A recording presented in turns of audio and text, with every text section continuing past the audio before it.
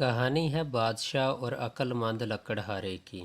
ایک دفعہ کا ذکر ہے کہ کسی سلطنت کے بادشاہ نے اپنے تمام علاقے میں کچھ عجیب سا اعلان کروا دیا کہ جو بھی بادشاہ کو اپنی کوئی 3 خواہشیں بتائے جسے پوری کر کے بادشاہ کو سچی خوشی حاصل ہو، اگر ایسا نہ ہوا تو اس شخص کو قید خانے میں ڈال دیا جائے گا۔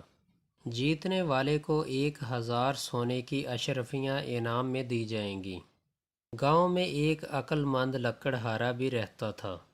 لوگوں نے اسے مقابلے کا مشورہ دیا۔ لکڑہارے نے اس مقابلے میں حصہ لینے کا فیصلہ کیا۔ بہت سے لوگوں نے کوشش کی مگر ناکام رہے۔ ان سب لوگوں کو بادشاہ نے قید خانے میں ڈال دیا۔ جب لکڑہارے کی باری آئی تو وہ آداب کرنے کے بعد بولا، عالی جناب، میری پہلی خواہش یہ ہے کہ میں آپ کو تمام خواہشیں ایک ساتھ نہ بتاؤں بلکہ ایک ایک کر کے بتاؤں۔ بادشاہ نے قبول کر لیا۔ میری دوسری خواہش یہ ہے کہ میں عالی جناب کو 1 مہینے کے لیے قید خانے میں ڈال دوں۔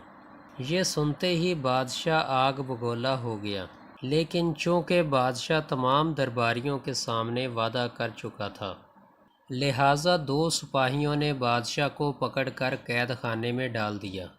اب بادشاہ دربار میں نہیں تھا، لہٰذا وزیر نے لکڑہارے سے تیسری خواہش پوچھی۔ لکڑہارے نے کہا، وزیر محترم، میں آپ کو اپنی تیسری خواہش 1 گھنٹے بعد بتاؤں گا۔ وزیر اس کی بات مان گیا۔ 1 گھنٹہ گزرنے کے بعد اس نے کہا، میری تیسری خواہش یہ ہے کہ بادشاہ سلامت کو باعزت طریقے کے ساتھ قید خانے سے واپس لایا جائے۔ قید خانے سے نکلنے کے بعد تو بادشاہ کی خوشی کی کوئی انتہا نہ رہی۔ وہ سمجھ گیا کہ لکڑہارا بہت ذہین ہے۔ اس نے باقی لوگوں کو بھی رہا کر دیا اور لکڑہارے کو انعام میں 1000 سونے کی اشرفیاں دے دیں۔ بادشاہ نے لکڑہارے کی عقل مندی کی وجہ سے اسے اپنا مشیر بھی بنا لیا۔